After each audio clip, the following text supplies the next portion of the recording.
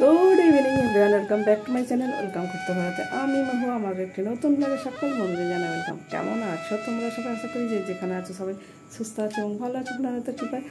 তো এখন কিন্তু আমি মর্নিং থেকে ব্লগটা স্টার্ট করতে পারিনি, সন্ধ্যে থেকে করছি। তো সন্ধ্যে এখন নয়, 8টা বেজে গেছে।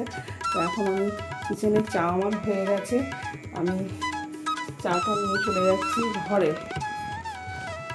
আর কি বলতো, মিস্টার মণ্ডল এসে গেছে, বাট ছেলে এখনো আসেনি। ছেলের আসতে অনেকটা রাত্রি হবে। দুজন এখন চাটাকে খেয়ে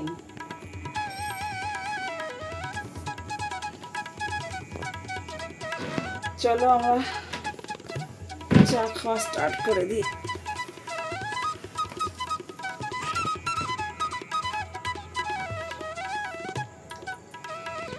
হাই করে দিলাম। আর ছেলের আসতে অনেকটাই রাত্রি হবে। আর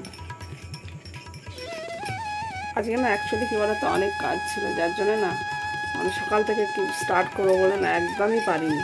যার জন্যে আমাকে সন্ধ্যে থেকেই শুরু করো, সন্ধ্যে বলবো না, 8টা বেজে গেছে, শুরু করতে হলো।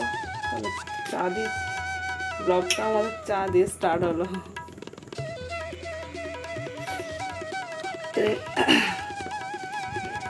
তো চা খেয়ে নিই আবার কিচেনে ঢুকতে হবে, খাবার করতে হবে। খাবার বলতে পরোটা করব, এরকম একটা চিন্তা ভাবনা আছে। আটা মাখা আছে, পরোটা করব কি করব, রুটি করবো এখনো জানি না এরকম। তো যাক, দেখা যাক।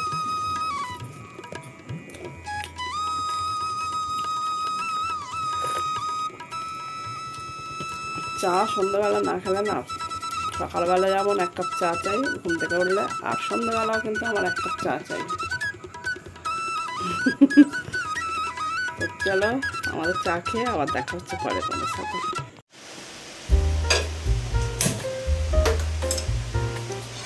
তো গাইস, আমি কিন্তু চা খেয়ে আবার কিচেনে ঢুকে গেছে। আর এই যে আমি তাওয়াটা বসিয়ে দিলাম। তোমরা তাওয়া বলো না কি চাটু বলো জানি না, আমরা তাওয়াও বলি আবার চাটুও বলি। যাক, এটা বসিয়ে দিলাম, এটা এখন গরম হোক। আর আমি কিছু পরোটা আমি কিন্তু বেলে নিয়েছি, আমি পরোটাই করব। ভাবলাম কি রুটি না করে পরোটাই করি, ছেলেরও ভালো লাগবে। তো গাইস, তাওয়া তো গরম হয়ে গেছে, আমি কিন্তু একটু তেল দিয়ে দিলাম। আর এটা আমি সানফ্লাওয়ারে করবো পুরোটা। পরোটাগুলো এবার কিন্তু একটা একটা করে ভেজে, একটা বা দুটো এরকম ভাবে সুবিধা মতো ভেজে নেব। আর কি বলতো, আমি আগে বেলে নিই কিছু পরোটা, 6টা 8টা এরকম বেলে নিয়ে তারপরে ভাজে, তাতে কি আমার সুবিধা হয়। আর আমার যেটাতে সুবিধা হবে এবং যেটাতে আমার তাড়াতাড়ি হবে যে কাজ করতে, সেটাই আমি সেই মতো করে আমি আমার প্ল্যান মাফিকই আমি কাজকর্মগুলো করি। কেন কি না হলে না আমি পেরে উঠবো না, যার জন্যে আমি এইভাবেই পরোটা বানাই। আর আজকে পরোটাটা করার জন্য কিন্তু আমি অনেক আগে থেকে আমার আটার ময়দা দুটো মিশিয়ে যদিও পরোটা করি আমরা, তো অনেকটা মেখে আমি রেখেছিলাম যাতে পরোটাগুলো ভালো ফোলে। আর দেখো পরোটা কিন্তু আমার ভালো ফুলছে। আর আমি একটু কড়া করে ভাজি, আমরা সবসময় একটু কড়া, লুচি পরোটা একটু কড়া করেই বানাই, কারণ আমাদের ভালো লাগে, বেশ কড়া করে খেতে ভালো লাগে। তো আমি এইভাবে পরোটাগুলো দুটো দুটো করে নিচ্ছি। আর যেটা বলি কি, তোমাদের ছেলের আসতে দেরি হবে একটাই কারণ, ছেলে অ্যাকচুয়ালি অফিসের কাজে যেহেতু গেছে, ওর রাত্রি হবে অনেকটা। তো যাই হোক, আমি এখানে কিন্তু কিছু পরোটা এইভাবে বানিয়ে নিচ্ছি, দুটো দুটো করেই আমি তাড়াতাড়ি হওয়ার জন্য করি। তো যাই হোক, অনেকটা রাত্রিও হচ্ছে। আর এদিকে আমি আমার চারিপাশে কিছু মানুষকে দেখি, সংসারে আছে ঠিকই, সংসারে থেকেও যেন তাদের সংসারের দায়িত্ব পালন করতে যেন ইচ্ছুক নয়, বা তাদের জোর করে সবকিছু তাদের পরিবারের লোককে মানে করাতে হয়, সেটা এমন তারা থাকে না। আমি আমার চারিপাশে লোকের কথা বলছি, আমি সব জায়গার কথা বলছি না।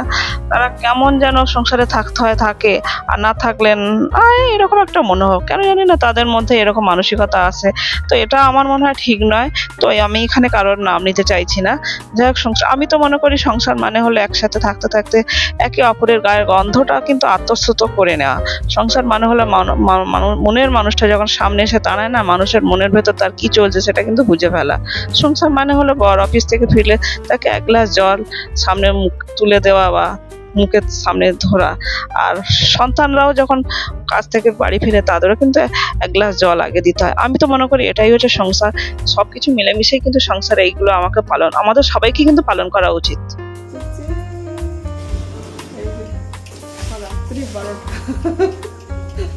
12টা বেজে গেছে আর আমি কাজ করতে করতে উঠেছি।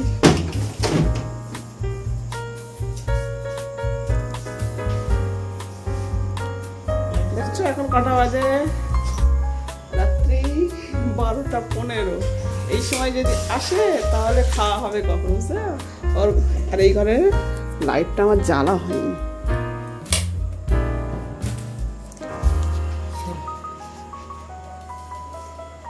এবার আমরা ডিনার করব।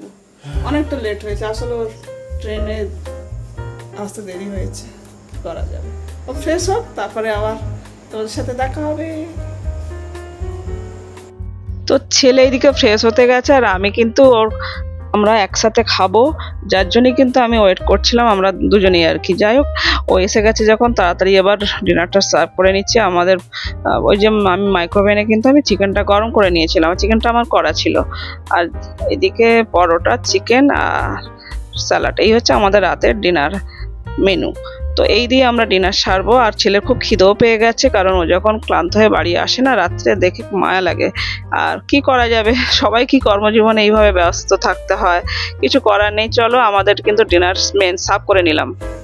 তো গাইস আমরা কিন্তু খেতে বসে গেছি, আর ছেলে তো এসে তোমাদের দেখিয়ে দিলাম অনেকটা রাত্রিতে এসছে। আজকে কি করবো,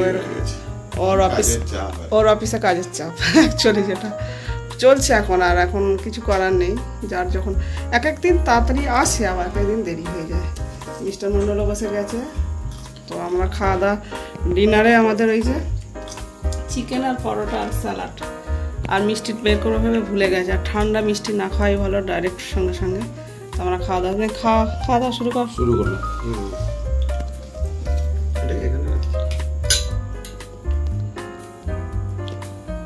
আর ও না আসলে না আমরা খেতেও পাচ্ছিলাম না, নাহলে ওয়েট করছিলাম যে কখন আসবে।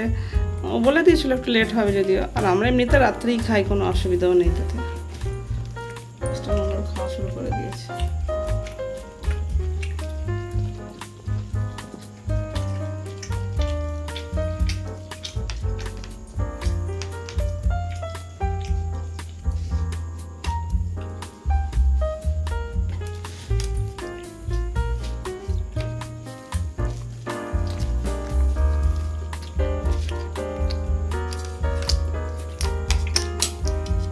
চিকেন কেমন হয়েছিল? চিকেন ভালো আছে। কিসের এটা? কি চিকেন? অন্যরকম। চিকেনটা একটু অন্যরকম ভাবে করেছিল আসলে। ঠিক আছে। সবসময় এক জিনিস ভালো লাগে না, তো যখন যেমন মন চায় তখন সেইভাবে করি। চিকেনের অনেক রকমের প্রিপারেশন আছে, চিকেনের মটনের যেমন আছে চিকেনেরও তেমন আছে। তো যাই হোক, আমরা খাওয়া দাওয়া শেষ করি। আর পেঁয়াজ কাটে নিয়ে আছে, ভুলে গেছে, একটা শসা দিয়ে চালিয়ে দিই, আর কি হবে।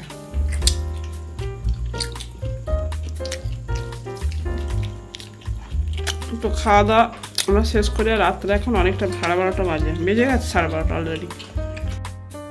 তো গাইস আমাদের কিন্তু ডিনার কমপ্লিটের মুখে একদম। তো যাই হোক না কেন, সকাল থেকে আমি ব্লগ স্টার্ট করতে পারিনি, আমার কিছু কারণ আছে, যেটা আমাদের প্রচুর কাজের চাপ, তিনজনেরই কাজের চাপ। আর দেখলে তো ছেলে অনেকটা রাত্রে আসলো, আর মিস্টার মন্ডলও এরকম অনেক সময় রাত্রে আসে, কিছু করার থাকে না, যার জন্য আমাদের ডিনারও অনেকটা বেশিরভাগ দিনই আমাদের কিন্তু রাত্রেই হয়, কিছু করার থাকে না। আর সকাল থেকে ব্লগ স্টার্ট করতে পারিনি ওই কাজের চাপে। যাই হোক, যেদিনে আমার কাজ থাকে সকালে খুব, সেদিনে আমাকে ওই সন্ধ্যা থেকে ব্লগ স্টার্ট করতে হয়।